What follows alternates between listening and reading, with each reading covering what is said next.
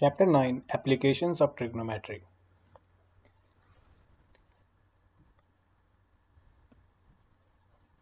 A circus artist is climbing a 20-meter long rope, which is tightly stretched and tied from the top of a vertical pole to the ground.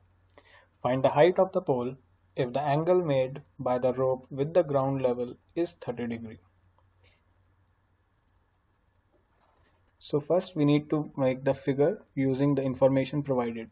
तो यहाँ पे हमें बताया है कि एक circus में एक आर्टिस्ट रोप पे चल रहा है जो स्ट्रेच करके एक पोल के टॉप से बांधी गई है और दूसरा एंड उसका ग्राउंड पे है।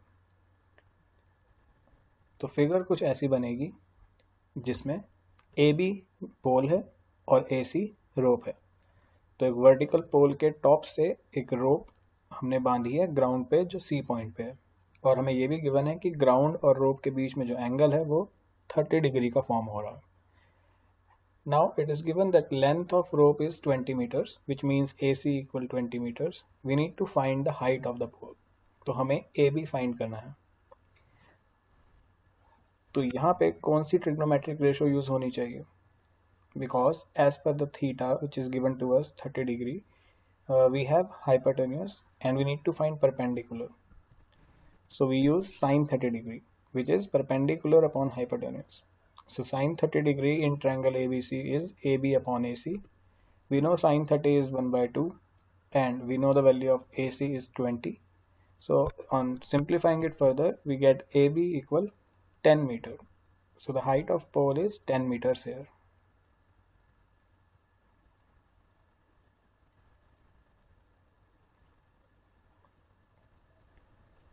Next question. A tree breaks due to storm and broken part bends so that the top of the tree touches the ground, making an angle 30 degree with it. The distance between the foot of the tree to the point where the top touches the ground is 8 meter. Find the height of the tree. So एक tree था जो storm की वजह से टूट के गिर गया और हमें ये पता है कि जब वो गिरा तो उसने एंगल 30 डिग्री फॉर्म किया और अपने एक्चुअल बेस से वो 8 मीटर दूर जाके गिरा है।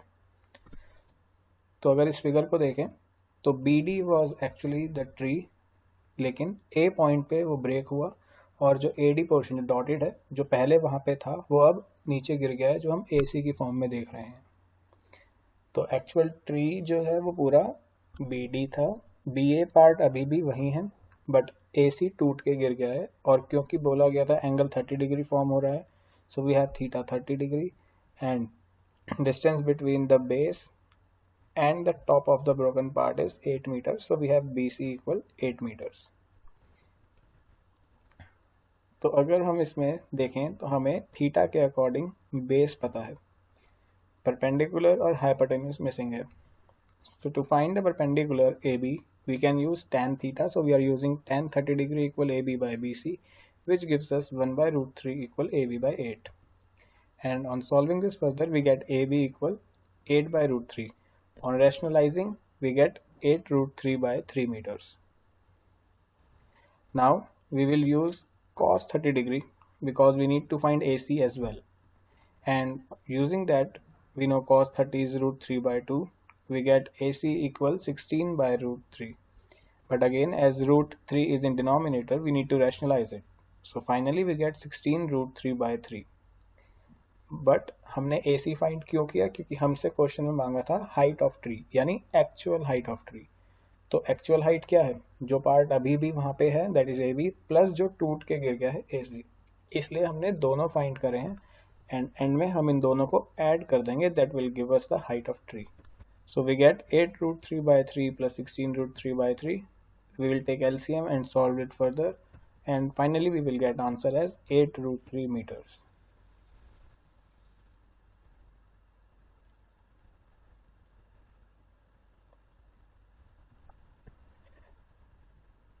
A contractor plans to install 2 slides for the children to play in a park. For the children below the age of 5 years, she prefers to have a slide whose top is at a height of 1.5 meter and is inclined at an angle of 30 degree to the ground. Whereas for elder children, she wants to have a steep slide at a height of 3 meter and inclined at an angle of 60 degree to the ground. What should be the length of slide in each case? ठीक है, तो यहाँ पे एक question में actually में दो questions हैं. वन, एक स्लाइड जो आपको 5 साल से कम की एज के बच्चों के लिए लगानी है, दूसरी 5 साल से ज़्यादा एज के लिए. और अगर हम शुरू में डिस्कस करें for children below 5 years, it is given that the height of the slide is 1.5 and the angle formed with the ground is 30 degree. तो जो राइट एंगल ट्रायंगल फॉर्म होगा, जो फिगर हम देख रहे हैं, इसमें AC is the length of the slide and AB is the height of the slide. क्योंकि height given है तो AB हो गई 1.5 and the angle theta, which is angle C, is 30 degree. Now we need to find the length of the slide, यानी hypotenuse find करनी है. Because we know the perpendicular, we need to find the hypotenuse. We should use sin theta. So in triangle ABC, using sin 30 degree equal AB by AC, we get AC equal 3 meter. तो इस case में जो slide की length है वो 3 meters है. Now if we talk about the slide which is for children above 5 years, उस case में जो हाइट है स्लाइड की वो 3 मीटर है and the angle formed with the ground is 60 degree. Again we need to find the length of the slide, यानी हमें DF which is hypotenuse वो फाइंड करना है. We will again use sine theta which gives us sine 60 equal DE by DF, and substituting the values we get DF as 6 by root 3. Now because root 3 is in denominator, we need to rationalize it. On rationalizing, we finally get DF equal 2 root 3 meters.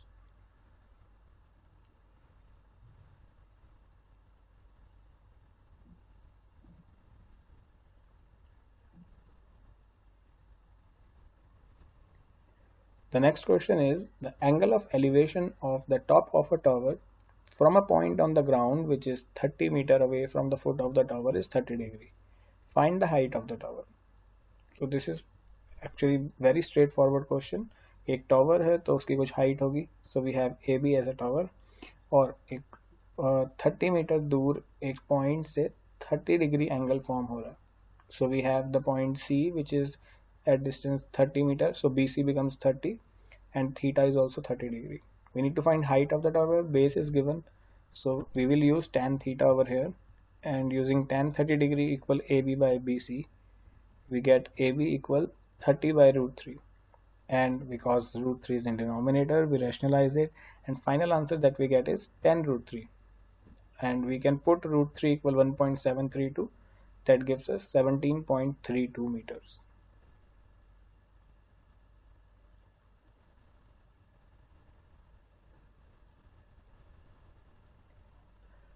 A kite is flying at a height of 60 meters above the ground.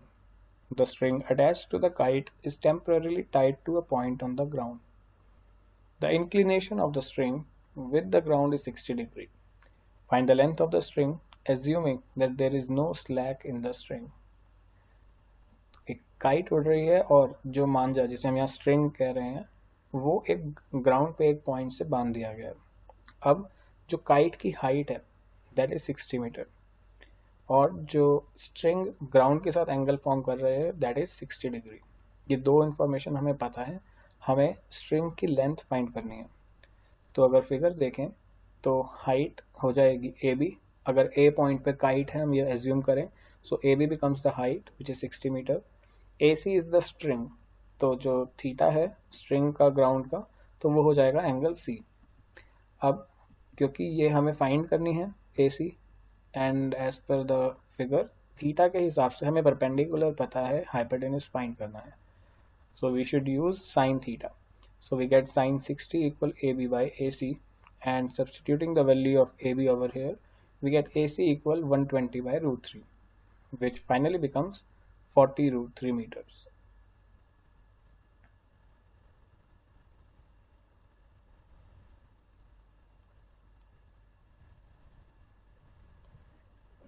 From a point P on the ground, the angle of elevation of the top of a 10-meter tall building is 30 degree. A flag is hoisted at the top of the building and the angle of elevation of top of the flag staff from P is 45 degree. Find the length of the flag staff and the distance of the building from the point P. Okay, तो अब तक आपने जितने question करे वो single triangle के question थे. अब दो ट्रायंगल्स होंगे हमारे एक ही फिगर के अंदर। तो अब इसको ध्यान से समझिए फिगर को क्या है। इट इज गिवन कि जो पी पॉइंट ग्राउंड पे है वहां से एक 10 मीटर टॉल बिल्डिंग के टॉप को अगर देखते हैं तो एंगल 30 डिग्री है। तो यहाँ पे A B is the height of building. Okay, तो 10 मीटर ए बी बिल्डिंग है तो बी पॉइंट तक देखने पे 30 डिग्री एंगल बनता है। लेकिन आगे क्वेश्चन में बोला है कि बिल्डिंग के टॉप पे फ्लैग स्टाफ भी है, तो उसके ऊपर हमने B D flag staff show करा एंड इट इज मेंशन कि अगर उसी पॉइंट से फ्लैग स्टाफ के टॉप को देखेंगे तो एंगल 45 बनता है। यानी अगर डी पॉइंट को देख रहे हैं तो जो एंगल बनेगा ग्राउंड से that is 45 degree. I hope आपको फिगर बिल्कुल क्लियर है। There is a building A B और बिल्डिंग के ऊपर फ्लैग स्टाफ है बी डी। एक बार हमें इंफॉर्मेशन है एंगल की अगर बिल्डिंग के टॉप यानी बी पॉइंट पे देख रहे हैं। नेक्स्ट इन्फॉर्मेशन हमें पता है कि अगर फ्लैग स्टाफ के टॉप यानी डी पॉइंट को देख रहे हैं तो कितना एंगल है। We need to find length of flag staff यानी बी डी फाइंड करना है and we need to find distance of the building from P यानी ए पी, ये फाइंड करना है। तो जो दो चीजें फाइंड करनी है हम उनको लेट कर रहे हैं एच और एक्स, जो आप फिगर में भी देख सकते हैं। Now how to start the question, क्योंकि इस बार दो एंगल्स हैं तो कौन से थीटा को पहले कंसीडर करें।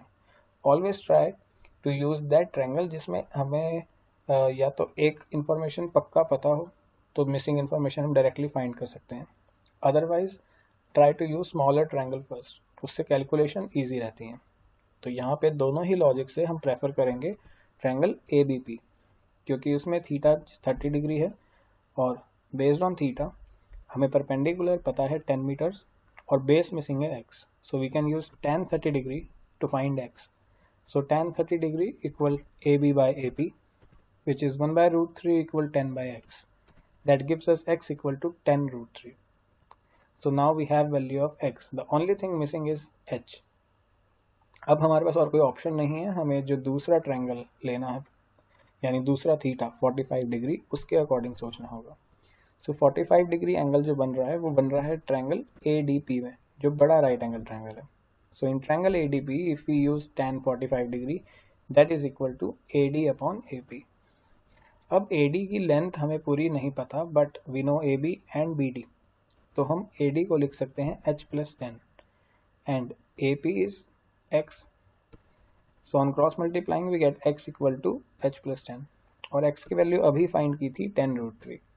तो अब h फाइंड करना के लिए हम 10 को दूसरी साइड ले जाएंगे, so we get 10 root 3 minus 10। We can take out 10 common and the answer is 10 into root 3 minus 1. If you want you can also put the value of root 3 which is 1.732 and on solving you can get the answer as 7.32 for this h and x which is 10 root 3 is 17.32. अब यहाँ पे completely आपकी choice है कि आप root 3 की value put करें या ना करें, पर जनरली जब भी 10 का मल्टीपल चल रहा हो तो आप वैल्यू पुट कर दें, उसमें कैलकुलेशन में ज़्यादा डिफिकल्टी तो होती नहीं है, बस डेसिमल ही शिफ्ट करना होता है।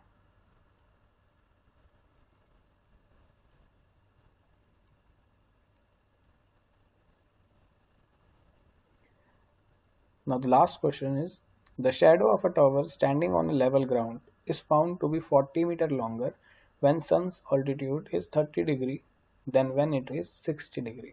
Okay, so we have a tower और उसकी शेडो ग्राउंड पे बन रही होगी।